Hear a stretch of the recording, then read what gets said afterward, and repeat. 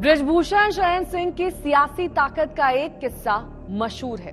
गोंडा में मायावती ने एक कार्यक्रम में गोंडा का नाम बदलकर जयप्रकाश नारायण नगर कर दिया। बृजभूषण ने विरोध किया तो मायावती ने कहा जो होना था सो हो गया। इसके बाद बृजभूषण शरण सिंह ने आंदोलन खड़ा कर दिया, पदयात्रा निकाली। नतीजा यह हुआ कि अटल बिहारी वाजपेयी ने मायावती को फोन किया और मायावती ने फैसला वापस ले लिया। दरअसल इसमें कोई दो राय नहीं कि बृजभूषण चुनौतियों और विवादों से घबराते नहीं हैं। वो बयानबाजी का भी पहलवान है और यही वजह है कि तमाम मुकदमे दर्ज होने और जबरदस्त आलोचना होने के बावजूद बृजभूषण शरण सिंह मैदान छोड़ने को तैयार नहीं। मुंबई के इस जेजे हॉस्पिटल में 12 सितंबर 1992 को एक शूटआउट हुआ था। यूं तो ये शूटआउट दाऊद इब्राहिम और अरुण गवली के बीच गैंगवॉर का नतीजा था, लेकिन परतें खुली तो आरोपों की जद में बृजभूषण शरण सिंह भी आए। बृजभूषण पर दाऊद के शूटर्स को छिपाने और मदद का आरोप लगा। बृजभूषण उस वक्त यूपी में गोंडा से सांसद थे, लेकिन टाटा जैसी गंभीर एक्ट में उन्हें धरा गया और जेल जाना पड़ा। वो तिहाड़ में बंद थे। इस दौरान अटल बिहारी वाजपेयी ने उन्हें यह चिट्ठी लिखी। अटल जी ने बृजभूषण को वीर सावरकर से सीख लेने की सलाह देते हुए भरोसा दिलाया कि बुरे दिन जल्द बीतेंगे। कुछ महीने बाद बुरे दिन बीत गए। बाद में बृजभूषण केस से छूट भी गए। यूं बृजभूषण के लिए जेल का ये पहला अनुभव नहीं था।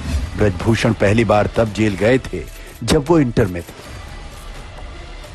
मैं इंटर में पढ़ रहा था तो मेरा घर गिरा दिया गया और मैं पहला मुकदमा ऐसा सौभाग्यशाली आदमी हूं मैं कि 307, 395, 397 मेरे ऊपर जो लगा है, हमारा ही घर गिराया गया था, हमारे ऊपर मुकदमा लगा है आनंद सिंह की कृपा से, और 7 दिन जेल में रहा हूं। जेल के अनुभव ने बृजभूषण को इतना दबंग तो बना ही दिया था कि वो कभी घबराए नहीं। आलम ये कि दोस्त और पार्टनर रविंदर सिंह की आंखों के सामने हत्या हुई तो हत्यारे को वहीं गोली मार दी।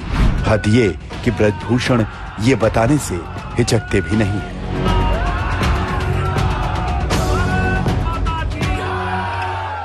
मेरे जीवन में मेरे हाथ से एक हत्या हुई है।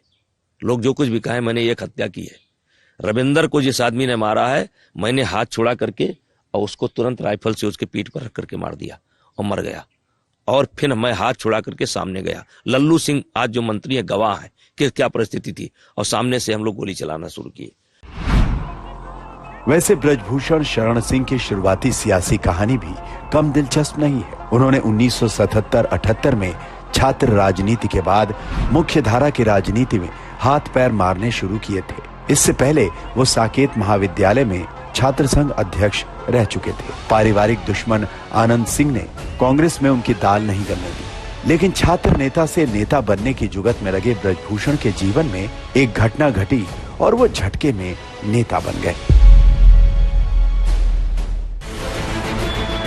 बृजभूषण शरण सिंह का नेता बनने के बाद विवादों से नाता रहा है। महिला पहलवान जंतर मंतर पर धरने पर बैठी थी तो वहां बृजभूषण के खिलाफ दर्ज 38 मामलों के पोस्टर लगे थे। 2019 के अपने चुनावी एफिडेविट में बृजभूषण शरण सिंह ने सिर्फ 4 मामलों के पेंडिंग होने की बात कही थी। अब वो कहते हैं कि सारे मामले खत्म हो चुके हैं। दरअसल बृजभूषण शरण सिंह ने सत्ता, संत, पैसा, बाहुबली और समर्थकों का ऐसा नेक्सस तैयार किया है जहां उन्हें पता है कि उनका कुछ भी बिगाड़ना किसी के लिए आसान नहीं है। बृजभूषण शरण सिंह महंगी गाड़ियों के शौकीन हैं।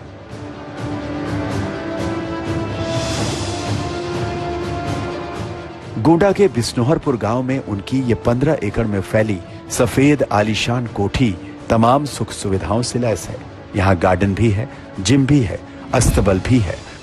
हवाई यात्रा के लिए उनके पास 2 हेलीकॉप्टर और एक प्राइवेट जेट है। कोठी में ही एक हेलीपैड भी है। एक जमाने में उन पर आरोप लगता था कि वो बाइक चोरों का गिरोह चलाते हैं और अब उन पर आरोप लगता है कि वो नकल माफिया हैं। गोंडा, बस्ती, बहराइच में उनके 50 से ज्यादा शिक्षण संस्थान हैं।